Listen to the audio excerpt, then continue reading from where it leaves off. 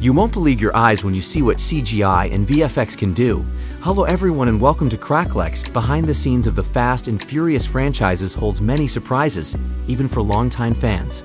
The franchise is one of the best car movies of the past 20 years, with millions of fans worldwide. The Fast franchise is famous for having one of the largest productions, which is necessary for great results. Consider the scenes that were allegedly shot in Iceland. Actually, they were completed entirely in an Atlanta studio. They were filmed in what was likely the largest blue screen the franchise had used up to that point. How they managed to transform a sizable room into what appears to be an icy tundra is really amazing.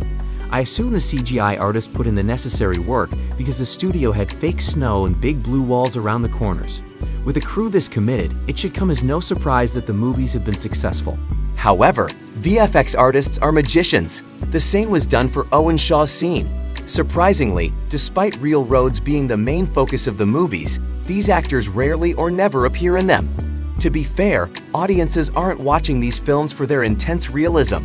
They want to see expensive cars destroyed beyond all reason, blown up and overturned. You might be surprised by the actual split between real and fake stunts in these movies. Up to 90% of the vehicle actions you saw throughout the franchise, according to NPC, didn't actually take place in real life. CGI was the sole cause of it. That many cars going up in flames would probably strain the budget to the point where the global economy would likely collapse. It hurts a little to hear this as a fan. One of those things you easily understand, such as the fact that your parents and not the Tooth Fairy gave you the money, but verbalizing it makes it slightly more painful. They do manage to wreck a few cars though. What about the final 10% of vehicle movement that I mentioned earlier? Good news then, for those who want to watch actual cars blow up on camera. This does happen. There's a catch though. In many instances, hero cars, rather than actual vehicles, are used in the production. These are stunt or replica cars that are made to resemble the original models in every way. If you look closely, you can see a few minor flaws, but in essence, they are just less expensive versions of the same vehicles. Consider Jess's Jetta as an example. It was simply a stock Jetta without a turbo, with the same body kit and wheels, but to match, they added fake brakes. When you see cars being destroyed, they are usually hero cars because it is much less expensive to blow them up than the real ones. They might not be exactly what they seem to be, but I suppose it's better than being entirely CGI.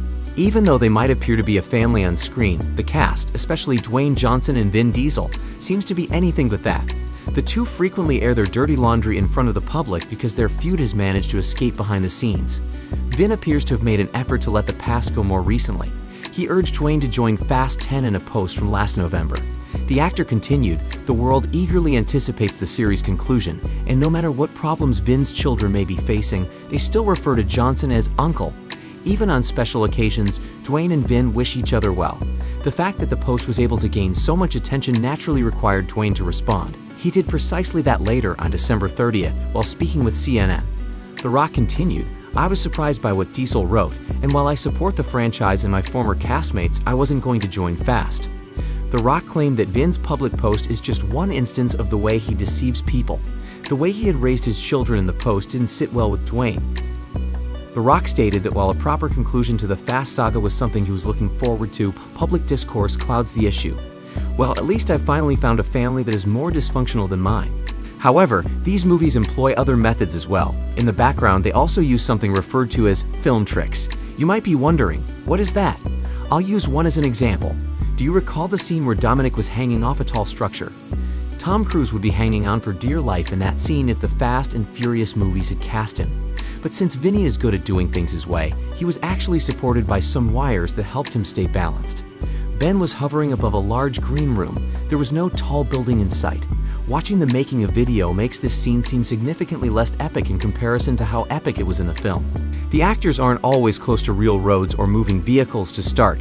Yes, you may have seen Dominic jump from one car to the other a number of times in movies, but in reality, he wasn't doing anything nearly as cool. In fact, thanks to some behind-the-scenes video, it's possible to see the actor sitting in a gray prop car surrounded by green screens. The entire movie sequence was created digitally, with the only real vehicle being a static computer-generated car.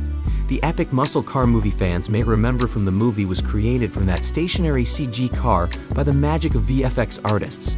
There were no significant problems or obvious errors during the process. Real talent, that is. It's difficult to make a stationary CG car fully functional as a moving vehicle while maintaining a realistic feel.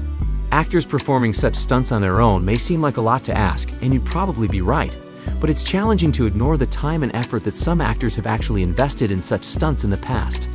The majority of his stunts, like Jackie Chan's, were performed by him alone, even when they involved hanging off of buildings. However, I suppose the real skill of the Fast and Furious franchise lies in how it manages to incorporate these stunts and make them look even more incredible on screen. Anyway, do not forget to like and subscribe to the channel to see more such videos. See you in the next video.